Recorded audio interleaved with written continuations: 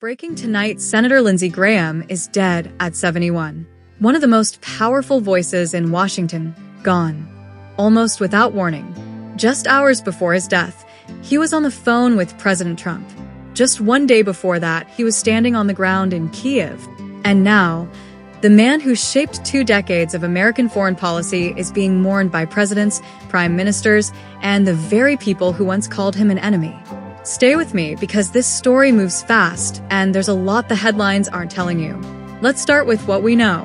Lindsey Graham died Saturday evening after what his office called a brief and sudden illness. There were no public signs of declining health. In fact, he had just returned from a trip to Ukraine, where he sat down with President Volodymyr Zelensky, reportedly his 10th wartime visit to the country. He was even scheduled to appear on NBC's Meet the Press the very next morning. That interview never happened. President Trump revealed he spoke with Graham just hours before his death. The senator, Trump said, sounded tired but otherwise fine. Looking back now, Trump called it a call that could have been their last conversation.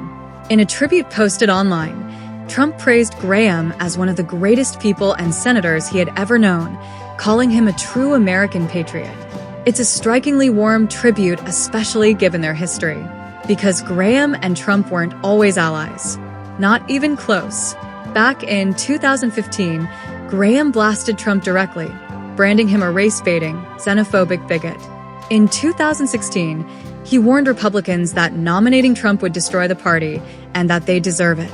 And after the January 6th Capitol riot, Graham stood on the Senate floor and said, "Enough is enough," declaring their political partnership over.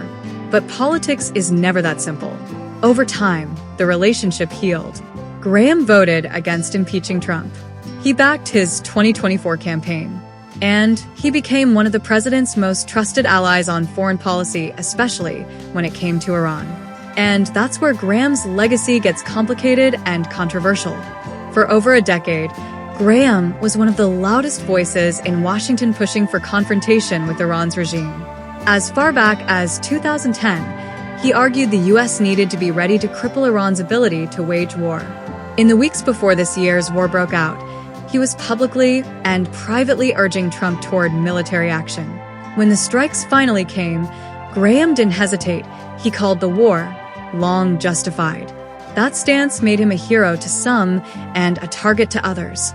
Israeli Prime Minister Benjamin Netanyahu called Graham a beloved friend of decades, saying Israel had lost one of its greatest champions. But in Iran, state media reportedly celebrated his death, branding him warmongering and anti-Iranian.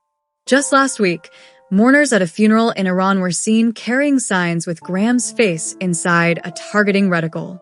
When Graham found out, he simply laughed it off, saying they'd at least used a good photo of him. That was Lindsey Graham, sharp, fearless, and never afraid of being hated by the right people. But there's another side to him one people are talking about today. Despite the fierce partisanship, colleagues across the aisle are remembering him as someone who could still sit down and negotiate. Ukrainian President Zelensky said the world lost a determined leader. Even longtime political rivals in the Senate say Graham was a fierce partisan one day and a genuine bipartisan partner the next. Before all of this, Graham's life wasn't easy.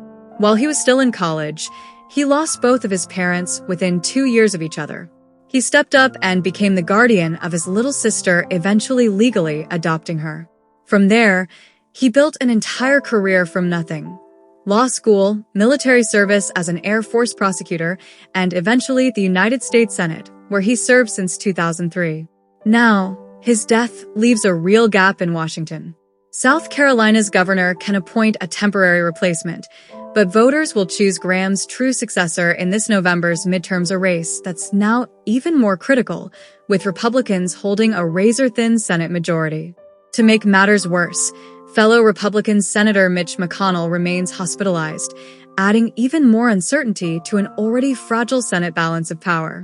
Lindsey Graham lived a life most people can't imagine. Orphaned as a young man, a war hawk in the Senate, loved by allies, hated by enemies, and somehow still respected by the very people who disagreed with him most. Love him or hate him, this is a moment that's shaking Washington tonight. If this story moved you, Hit that like button, subscribe so you never miss a breaking update, and drop a comment below. What do you think Lindsey Graham's legacy will be? Let's talk about it.